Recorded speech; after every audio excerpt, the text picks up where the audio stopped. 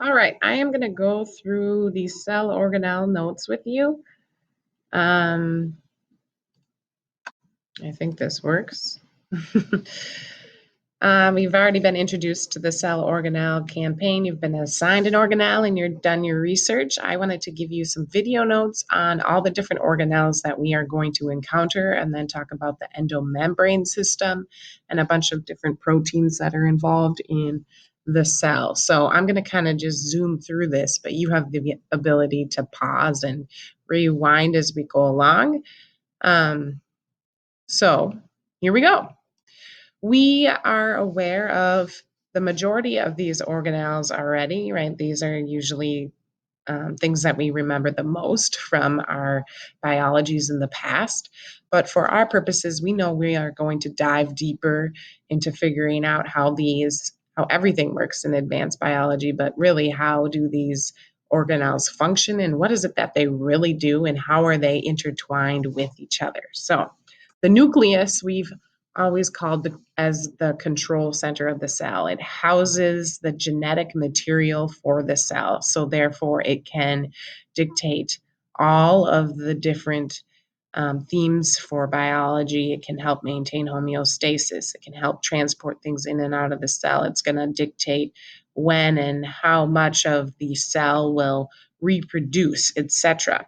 So it's going to contain that genetic material. Not all the time is the genetic material going to be DNA. Sometimes it's messenger RNA, depending on what organism we're dealing with. You might see that in some of our bacteria.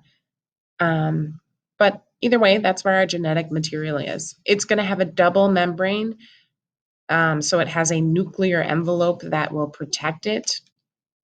Again, it will help with communication, and that way things can't just go breaking through the nucleus and disrupting the genetic material, because that would be absolutely devastating for the cell. The nucleus is going to be continuous with the rough ER. So you'll see the nucleus, at the center or somewhere in the center of the cell, that's a solid dot. And then you'll see like this network system that's attached to the edge of it and kind of works its way out. That's the endoplasmic reticulum. And it's the rough endoplasmic reticulum because it has ribosomes, which we'll talk about in a little bit. Within that nuclear envelope, there are going to be nuclear pores. Why are there pores? So that certain things can come in and out of the nucleus itself. During our central dogma, right? So when we go from DNA to messenger RNA to protein, DNA has to turn to messenger RNA, and that messenger RNA has to leave the nucleus. So it's got to get out somewhere, and that's through the nuclear pores. Another term that goes along with our nucleus is identifying what form our genetic material is in. So chromatin is a form of DNA where it's going to be in its relaxed format. So chromatin is when we have kind of our individual strands of DNA or genetic material laid out. It is going to have a small winding around proteins, but in general, it's the individual strand portion.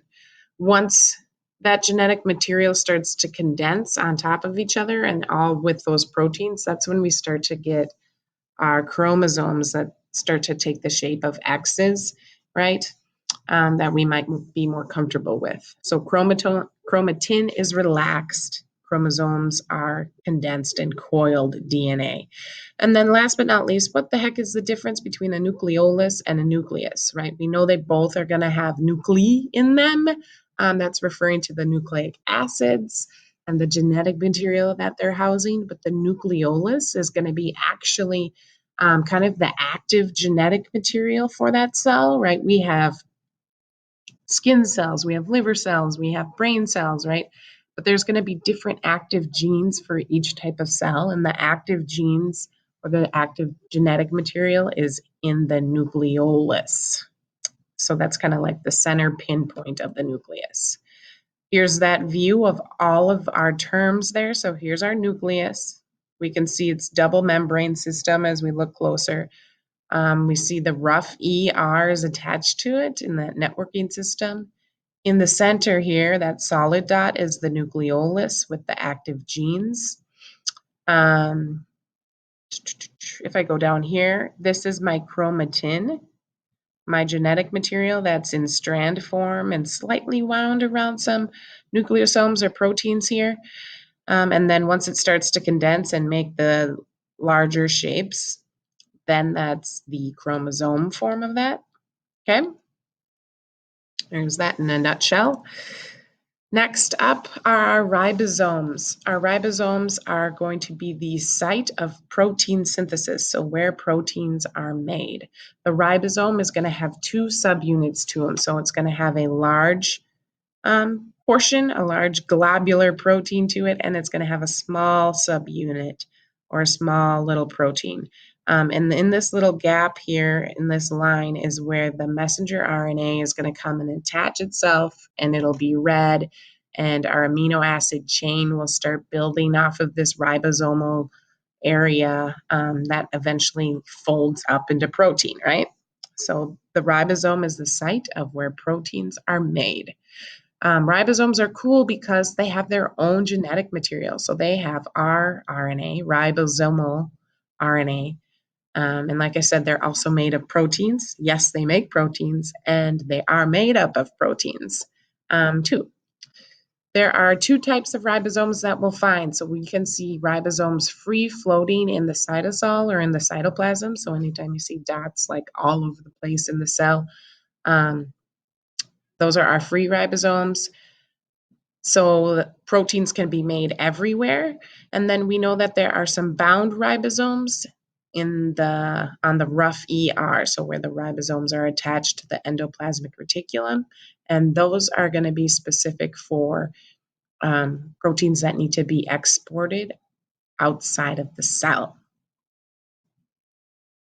So we've kind of touched on some key players already of the endomembrane system, but we are going to kind of talk about the connections between our organelles next. So the endomembrane system is just going to be the regulation system, multiple organelles functioning together to process, package, and transport proteins. So move myself out of the way. The endoplasmic reticulum, which I already pointed out, shorthand is the ER. It's a network of membranes, right? So we saw kind of those zigzaggy patterns that it had, and it's going to have some vesicles or sacs that go along with it that will allow for transportation of our proteins.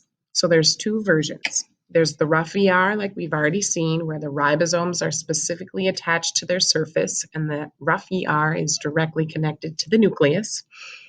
And so the ribosomes will make the protein, and then from there, the rough ER can package up and transport those proteins so that they can go to the next organelle in the endomembrane system, known as the Golgi apparatus or Golgi body. And it can make those specific proteins that can help replace that membrane as well. So that's why the rough ER is important. The smooth ER looks just like the rough one, except there are no little dots. There are no ribosomes attached to it. And again, it helps with transportation of different materials, but the smooth ER is where lipids are going to be made. And we will soon talk about why lipids are so important to the cell. But it's also going to be a site of detoxifying and removal of various toxins and poisons within the cell. So they're going to be able to, the smooth ER ships out the bad stuff. So here's our example. We've got our rough ER with the ribosomes attached to it, and then over here off to the side, kind of these roots they look like are the smooth ER. And how do we know? Again, no ribosomes attached to the smooth ER. This is where lipids are being made, and this is where proteins can be shipped and transported. And so the sacs that I referred to, we can start to see like a little budding over here and a transport vesicle. Those are interchangeable terms there. All right, so I referenced the next organelle in our endomembrane system, which is the Golgi apparatus or the Golgi bodies. And the Golgi body looks a lot like the endoplasmic reticulum, but remember the Golgi body is not attached to the nucleus. It's going to be a lot closer to the plasma membrane or the outer edge of the cell, and the endoplasmic reticulum is attached to the nucleus, right? Golgi apparatus has a key role in transportation. So remember, our endoplasmic reticulum is making proteins, and the rough ER is specifically making proteins that need to be shipped out. They are going to communicate to the Golgi body and say, hey, I've got this shipment coming into you. It needs to leave the cell and find its neighboring cell, blah, blah, blah. And the Golgi body will receive those vesicles in their little shipments, in their vesicle. Yeah, it'll receive the vesicle, and then it'll ship it off outside of the cell. So there's two faces or two ends to the Golgi apparatus. So over here, we can see the cis face is going to receive that vesicle that may have come in from the endoplasmic reticulum. It'll travel through the network to make sure that it's properly packaged. And then it'll ship it off on the trans face so that it can leave the cell and go outside of the cell membrane. Another key component for our wonderful Golgi apparatus is that it produces lysosomes, and I'll talk about those next or in a little bit, but lysosomes are going to be key for cleaning up.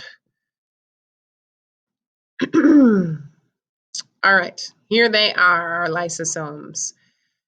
Lysosomes look a lot like generally the vesicles that I was referencing before. They also look like some other organelles like peroxisomes.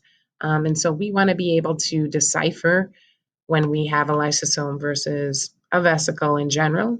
Lysosomes are key because they are going to be kind of the garbage system of the cell. So they are going to go through and do some digestion. So if there's any materials that need to be removed, lysosomes are the ones to do it. They will recycle the materials.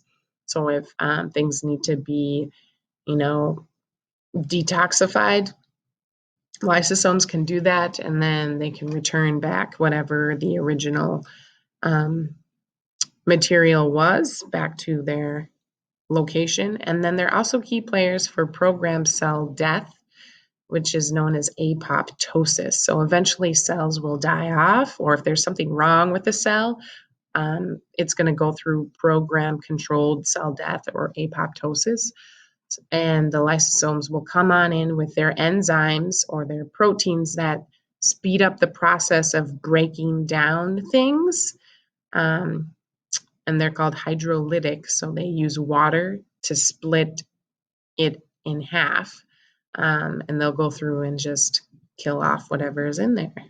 So if you're trying to figure out, do I have a lysosome or do I have like a food vacuole, right? These look very similar to each other. I would say, coming off of that, I would tell you, hey, there's enzymes in here. Whereas the vacuole, I would say there's food in here. And so that should give you the hint of how do I know what I have, right? So vacuoles, like I was just referencing, they're also storage containers for the cell. Vacuoles in general are going to store food. They're going to store minerals. They'll store important ions that might be necessary for the cell, that sort of thing. And we can see there's other things listed here, but they're the storage pieces, whereas the lysosomes, remember, are going to break it down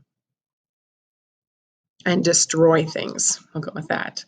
Again, they're membrane bound.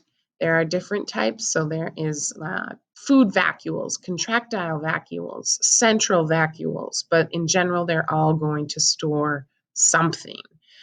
For plant cells, the vacuole is extremely important. It has one large central vacuole, and those are humongous because plants need water, right? So it's going to store the water in there, and that big vacuole also helps with the support and structure of the plant. Contractile vacuoles are like our weird eating protists, those really teeny tiny unicellular organisms that kind of just float around and then like engulf something, um, engulf food, and then take them in and store that food. So again, here's what we saw after we talked about the nucleus and the rough ER. The nucleus is going to be our control center. It's communicating. It's saying, hey, we need more enzymes at our neighboring cell. So the rough ER is going to say, hey, I'll make those enzymes right here. Then I'm going to ship them off to my wonderful Golgi body. Hey, Golgi body, says the cell. Nucleus, it'll say, the rough ER is shipping these enzymes off to you, and the Golgi body will take it in on the cis side, make sure it's properly packaged up. And then it'll send it off on its trans side. And if it's going to a neighboring cell, it'll head out the plasma membrane. If those enzymes were needed somewhere else across the cell, they might send it off and it would travel the other direction. So there's lots of communication that's happening between these wonderful organelles. So there it is, fusing with the plasma membrane. So there are so many other organelles that can be found in our eukaryotic cells because they are complex. They have specialized functions. We talked about our nucleus already, check. We talked about our endoplasmic reticulum and the different types. We talked about our lysosomes and our Golgi body and our ribosomes. So now we have a few more pieces to go through. This right here is our animal cells. So reminder of that. Some key players that are found in animal cells. We're going to look at centrosomes. You could see flagella in there and peroxisomes. And then there's certain things that are in plant cells that are not in animal cells. And so those are listed here, but we can see them here as well. Here's our plant cell. It's boxy, has more structure. It has chloroplasts, which are green for photosynthesis. It has that huge central vacuole, remember that. It has these little channels over here called plasmodesmata, which we'll get into. And it doesn't have lysosomes, but it does have other portions that will break it down. So now we got to talk about the differences between our energy organelles. So we've got mitochondria and we have chloroplasts, both very important for synthesizing and allowing for usable cellular energy for all sorts of cells. The mitochondria, you probably know that one because it's the powerhouse of the cell. Well, what does that really mean? Try to forget that it's the powerhouse of the cell and change that to say, hey, it's the site of cellular respiration. Cellular respiration is the process in which usable cellular energy, aka ATP, is produced. So mitochondria makes ATP. It's going to have a double membrane system to it, so we can see that here on this picture down below. These folds or the zigzag pattern that we see inside, those are called cristae, and that's where we got all sorts of enzymes and components that will bounce around and start increasing in their energy level, and eventually lots of ATP is produced in these cristae folds. And then the fluid inside is called the matrix. If you are trying to figure out the difference between the mitochondria and the chloroplasts, we know they both involve energy pieces. Like I said, the mitochondria has that zigzag pattern inside, and then the chloroplasts are going to have these thylakoid discs or these thylakoid stacks inside, which I like to think are thin mints. But they're green, right? Because they have pigments that are going to absorb the sun's energy and then allow for that processing to happen in our producers. And those pigments are called chlorophylls that are green. So they are responsible for capturing sunlight's different wavelengths and things like that. Also a double membrane, and also we can see in there, there's some ribosomes, which are important for proteins, which are important for basically every single process a living organism is going to use. All right, so we've talked about we talked about the mitochondria and the chloroplast and how similar they are in energy pieces. They also are similar in other areas, like the double membrane piece, that they have the ribosomes, they have that cytosol, they have their own genetic material actually, so they can reproduce on their own. They don't have to go through mitosis in order to be replicated. So that's pretty cool. And so there's a theory known as endosymbiosis or endosymbiont theory that I have listed here. But basically, it's talking about this theory references how mitochondria and chloroplasts have some sort of similar origin to them, right? There's got to be a common ancestor between our mitochondria and our chloroplasts because they have so many similarities to each other. And so this theory goes on to discuss how basically our prokaryotic cells, our basic cells, our unicellular cells eventually came to the point where they engulfed or they were able to fuse with some different components of our eukaryotic cells. And that is how the mitochondria and the chloroplasts came to be. And the evidence for their similarities and shared information is the fact that they have that double membrane system. They have their own ribosomes and DNA, right? So they can go through and perform their own reproduction, like I referenced. And then that's our third step there.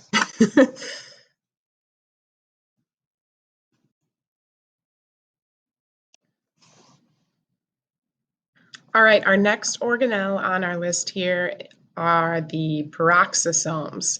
Peroxisomes, again, are going to look a lot like the vacuoles. They'll look a lot like lysosomes. They will look a lot like vesicles. And so we want to know, how are they similar? How are they different? What are the key things that are going to separate them out? So peroxisomes have the prefix kind of, or the beginning of their term that says peroxy. So if you look at that, hopefully it kind of makes you think of peroxide, and that's exactly its function. So these are important for detoxification of the cell, and they are going to specifically get rid of hydrogen peroxide, H2O2, and get that out of the cell. So if you ever, have a cut and have a little boo-boo on your arm, you might use hydrogen peroxide to clean it up. Well, hydrogen peroxide kills cells.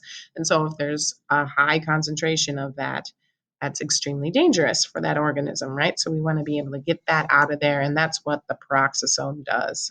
Again, they're going to look like little round vesicles, and I would say like H2O2 or hydrogen peroxide inside the peroxisome, so you know that it's different from a lysosome or a vacuole. Our next system is known as the cytoskeleton. So this is going to be a full network of various proteins that are going to help support the structure of the cell. They're going to help move and transport the cell and various metabolic processes. So that's the cytoskeleton. And so that's what this whole jumble orange-green mess is. This is the nucleus in the center. And so we can see like all the way around the cell, there's this cytoskeleton. Hence its name. Skeleton is going to be its support system. The cytoskeleton is going to be made up of 3 different types of proteins or 3 different types of filaments. There are microtubules, microfilaments, and intermediate filaments. You don't have to memorize this chart, but we should know just general structure and then general size that goes along with each of these. So microtubules have that name tube in them because that's what they look like down here. They're little channel pieces, and they are the largest of the 3 proteins that are in our cytoskeleton, and they are specifically helping to maintain the shape of the cell, and they're going to help with some motility or movement of the cell. So there are these awesome little transport proteins that are going to like carry some vesicles, and they're going to use these tubules to kind of walk across and creep across the cell and transport various components. The microfilaments, these are the smallest of the 3. These are going to have 2 little strands that are intertwined around each other. So they basically look like string that are wound around each other. And these are key for basically like movement. And so how our muscles contract and relax, it's kind of the same thing of how this microfilament is going to contract and relax and help move things along. And then our intermediate filaments, intermediate because they are mid-size. These are going to be like cables or coils that wrap around each other, and these are going to be for like holding things in place and anchoring and controlling shape again. So they look like cables or wires that are all wound up against each other, and these are really, really strong intermediate filaments. Again,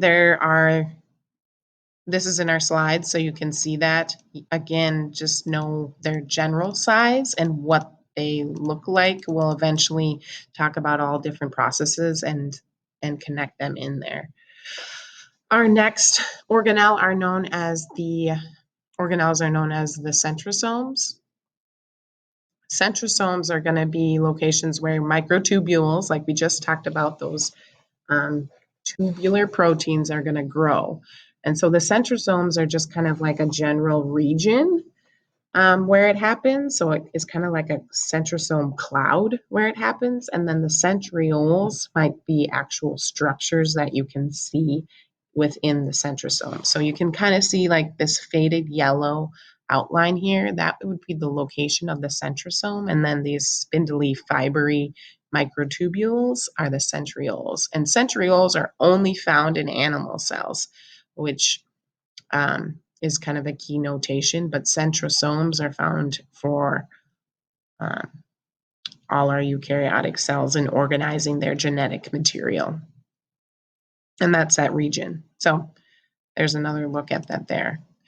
Cilia and flagella are also made up of our key cytoskeleton components. So both of these are going to help aid in movement of the cell. The flagella is going to be one long whip-like tail, and the cilia are going to be several 20 to like 200 little hair-like projections. And they both have these kind of like, I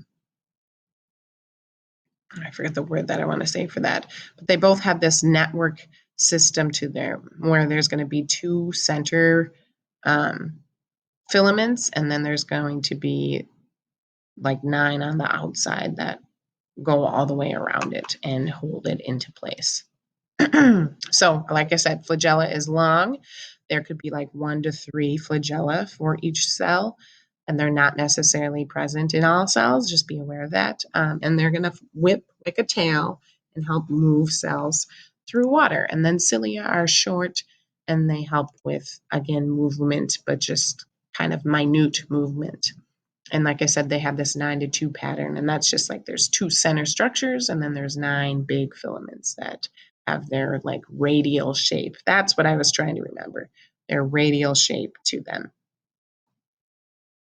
All right, last pieces, we're going to look at plant cells versus animal cells, some specific structures to each of them and how they communicate and hold themselves in place. So we already talked about how there's centrioles in plant cells, but centrioles in animal cells, but not in plant cells. Plant cells have cell walls, and they also have the chloroplasts, like we talked about, and they communicate with plasmodesmata. So cell wall, we should be okay with identifying what a cell wall is, but we can see that it gives its rigid structure and shape. And it's made up of cellulose, which is one of those lovely carbohydrate macromolecules we talked about before, but that helps really with structure so that plants can grow to be tall if they want to. The plasmodesmata are going to be little channels. You can kind of start to see them here, little lines that are going to connect between one plant cell and its neighboring plant cell. And that way, various ions can flow through there, and then other communication pieces can happen. So plasmodesmata are channels for communication for plant cells. What's found for our animal cells, that's known as the extracellular matrix, has some similar networking to it like the cytoskeleton. So we're going to start to see kind of a combination of different proteins and materials on the outside that are also going to help with strengthening and supporting and helping to control what goes in and out of the cell.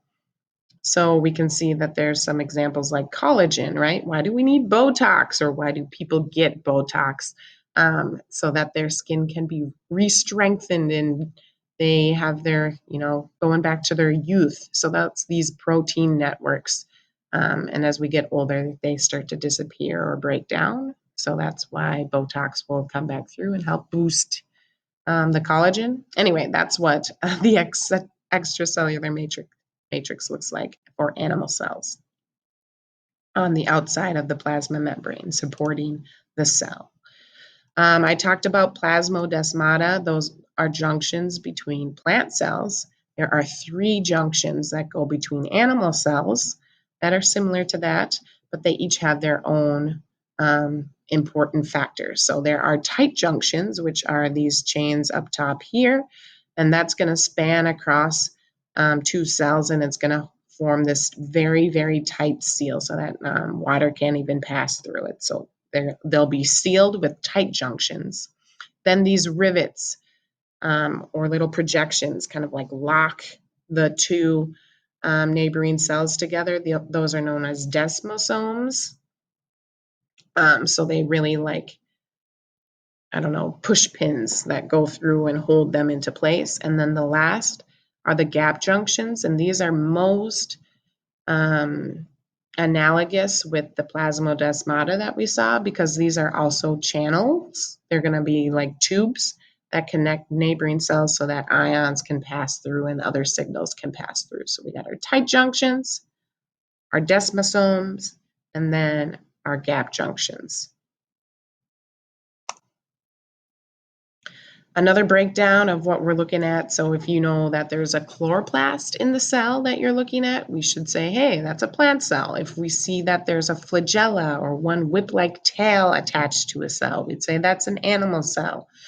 If we see that there's one big central vacuole, that's a plant cell. If there's many little vacuoles, that's an animal cell. So we should be comfortable identifying the differences between that, besides just saying, hey, plant cells are boxy and animal cells are circular. That's not necessarily always the case, so we want to know some of the organelle details that go with that. I'm going to attach this to our notes piece because I love it so very much. You have probably seen this in your other science classes. That gives you the animated view of what a cell looks like, and it'll walk through each of the organelles made by some Harvard University students and staff. So it's pretty cool. Anyway, there is our organelle information. Woohoo!